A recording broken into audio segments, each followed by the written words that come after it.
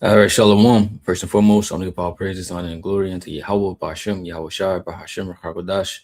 Double honor to the apostles and the elders, the great millstone. Peace and salutation to the Achiam and to the elect that are scattered throughout the four corners of this earth, pushing the truth and faith and sincerity. I'm the brother Shema Allah from the GMS Houston camp. All right, and this lesson is going to be entitled, "Of whom do the kings of the earth take tribute?" And this comes from Matthew, the 17th chapter.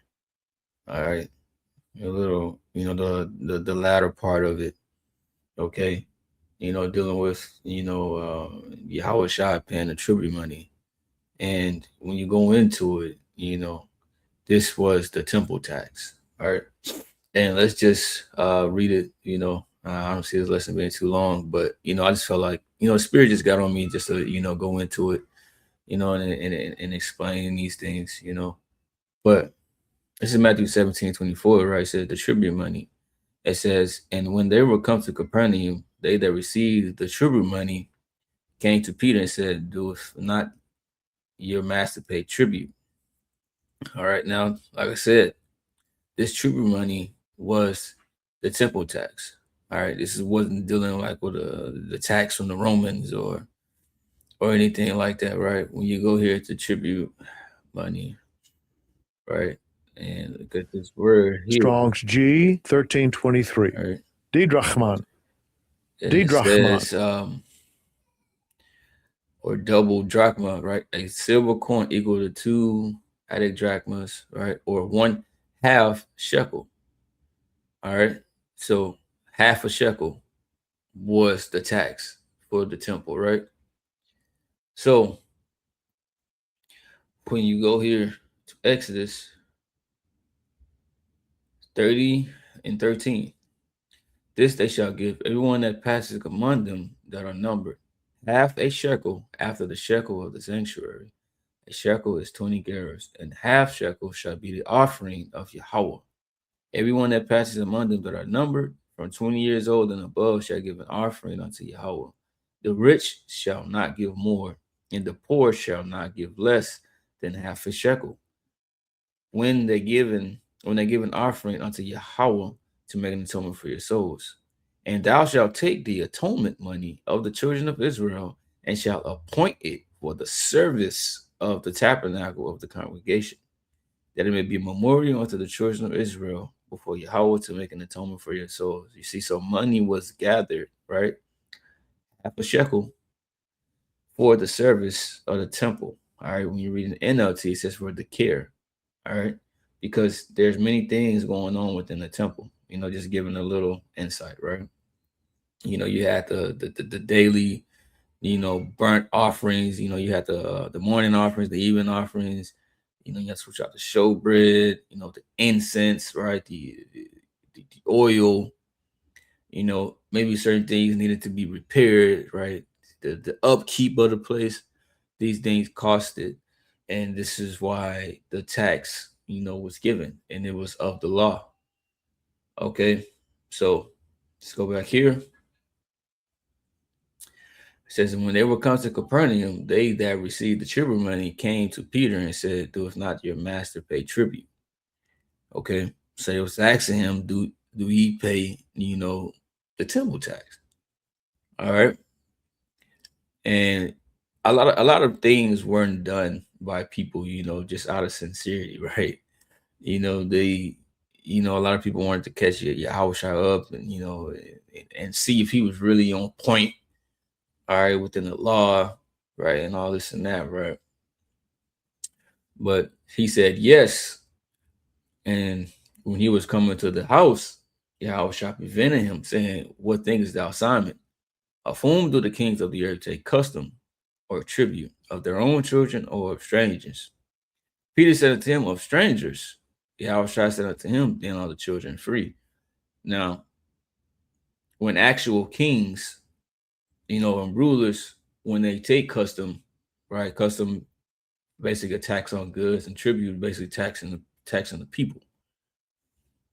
Do they do their own household, or do they do strangers? And Peter answered strangers, and that's true, right? They don't tax their own family. If a king has a son in his own house, right, that tax doesn't apply to him. He's not making his son pay tribute. Okay? He's not making his daughter pay that.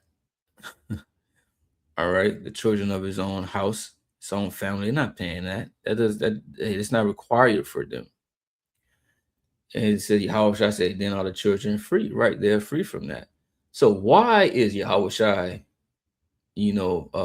making this statement though? All right, what does that have to do with anything? All right. Now, when you go to Hebrews 1, all right, and 5, this is talking about Yahushua. Okay. Context, Hebrews 1 and 2, had in these last days spoken unto us by his son, whom he appointed heir of all things, but also whom he made the worlds. All right, so this is talking about Yahushua, and this indicated what? That he is his son. Hebrews 1 and 5, for unto which of the angels said he at any time, thou art my son, this day have I begotten thee, and again I will be to him a father, and he shall be to me a son. So he shall be a son unto the heavenly Father.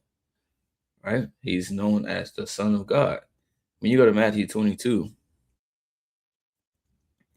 and 1, and Yahushua answered, speaking to them again by parables, and said, the kingdom of heaven is like unto a certain king, which made a marriage for his son. So the Most High is also likened unto what? A king.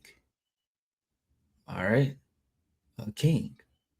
So go back here real quick. Matthew 17:25. He said, yes. And when he came into the house, Yahushua prevented him, saying, what thinkest thou, Simon?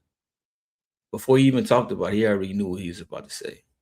What thinkest thou, Simon? Of whom do the kings of the earth take custom or tribute? Of their own children or of strangers?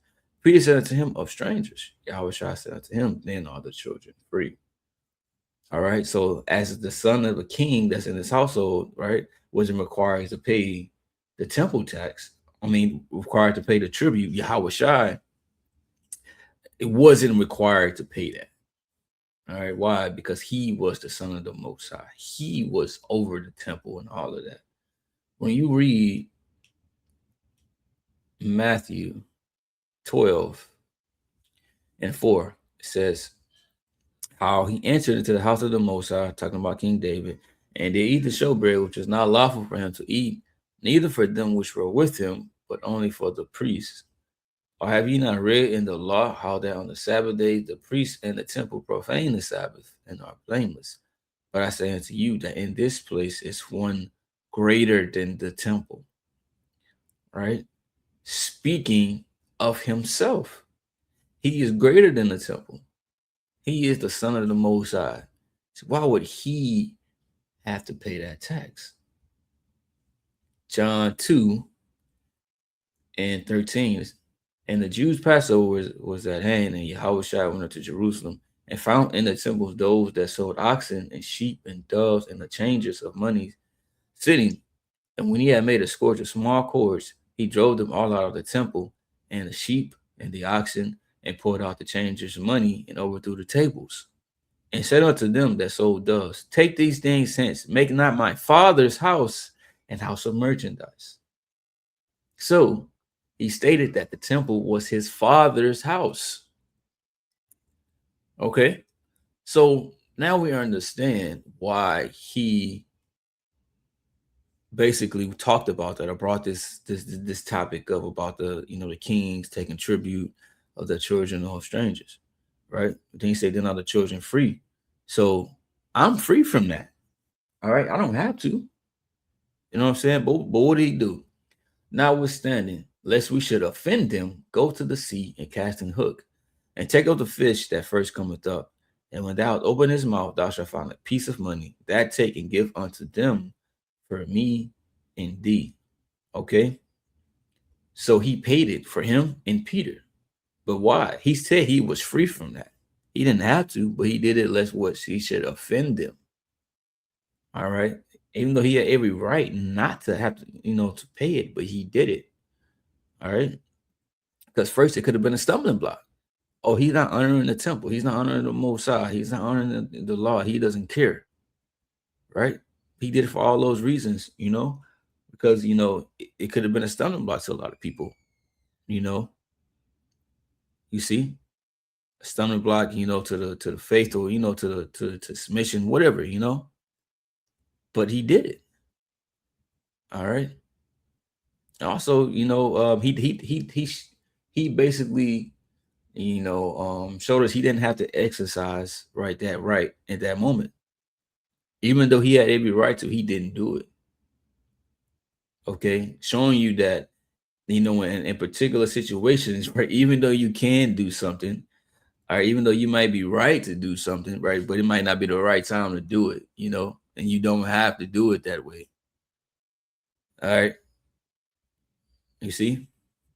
Let me read 1 Corinthians 8 and 9. But take heed lest by any means this liberty of yours become a stumbling block to them that are weak. Right? So you had the liberty to do that. Right? But you have people that wouldn't be able to understand that. Why isn't he doing this? Why he ain't paying that? All right. Is he really who he say he is? It was just unnecessary drama that he was avoiding. All right. Sometimes, Yahushua will let the stumbling block, do what it do, because those people that basically would not understand whatever he was saying were just not of the elect. But in this situation, he just avoided the unnecessary drama. It's like, man, look, just go get that, hey, get him that tax. He could easily like, man, I'm the son of the Most High, man. All this, man, I ain't got to pay nothing. All right. But say, man, get him that. It's all good. All right. But yeah, that's the lesson. I was just edifying. With that, I'm going to say, Shalom.